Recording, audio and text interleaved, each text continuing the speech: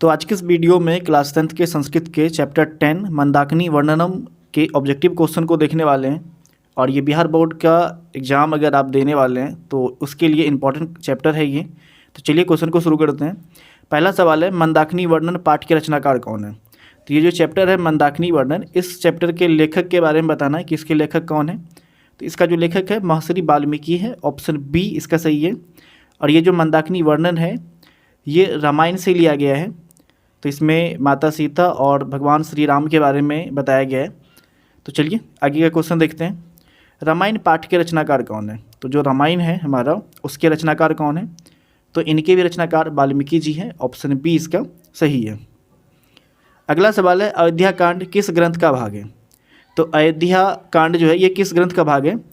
तो अयोध्या किससे रिलेटेड है, रामायण या महाभारत से, भागवत गीता या रघुवंश से। तो यहाँ चार ऑप्शन है, तो बट इनमें इसका जो राइट आंसर होगा, अयोध्या कांड किस ग्रंथ का भाग है, रामायण का भाग है, क्योंकि ये भगवान राम से रिलेटेड है। तो इसका राइट आंसर ऑप्शन ए है। अगला सवाल है, रघुवंश काव्य की रचना किसने की। तो जो रघुवंश है इस काव्य की रचना किसने किया। तो इसका जो राइट आंसर है कालिदास ने, ऑप्शन डी इसका सही है। अगला सवाल है, मंदाकिनी नदी किस पर्वत के निकट प्रवाहित होती है या बहती है। प्रवाहित का मतलब होता है बहना।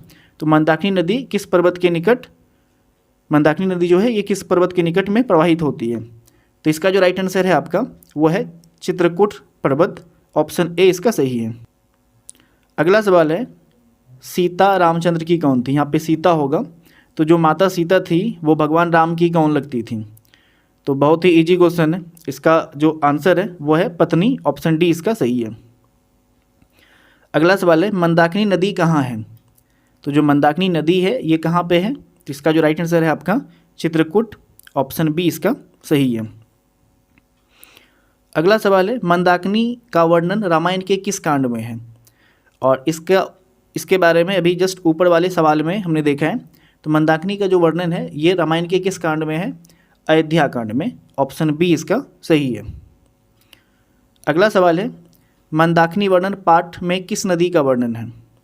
तो जो मंदाकिनी वर्णन पाठ है इसमें किस नदी का वर्णन है। हालांकि नाम में ही यहाँ पे लिखा हुआ है, जो चैप्टर का नाम है वही नाम है। तो ये मंदाकिनी नदी के बारे में डिस्कशन किया गया है, तो ऑप्शन सी इसका सही है। यानी सवाल क्या है, मंदाकिनी वर्णन पाठ में किस नदी का वर्णन है, तो मंदाकिनी नदी का।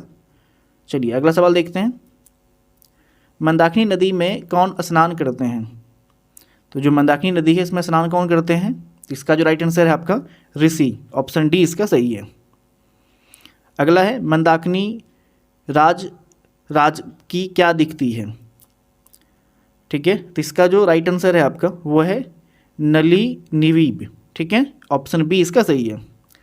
अगला सवाल है, मंदाकिनी नदी किस पर्वत के निकट बहती है। ये क्वेश्चन रिपीटेड क्वेश्चन है कि मंदाकिनी नदी किस पर्वत के निकट बहती है। तो इसका आंसर आप हमें कमेंट में लिख के बता दीजिएगा। ये ऊपर में भी ये सवाल था अभी। चलिए आगे देखते हैं, नाचने के समान कौन दिखता है, यानी नृत्य करते हुए उस कौन दिखता है। तो इसका जो राइट आंसर है वो है पर्वत, ऑप्शन ए इसका सही है। और इस चैप्टर का सबसे लास्ट क्वेश्चन है, हंस सारस से सेवित विचित्र तटों वाली कौन है। तो इसका जो राइट आंसर है आपका वो है आपका ऑप्शन सी मंदाकिनी। तो उम्मीद करते हैं ये वीडियो आपको पसंद आई होगी। अगर आपके मन में कोई भी विचार है तो हमें कमेंट में लिख के बता सकते हैं। और चैनल पे पहली बार आए हैं तो चैनल को सब्सक्राइब कर लीजिएगा। तो आपसे मिलते हैं अगले वीडियो में। आज के लिए इतना ही।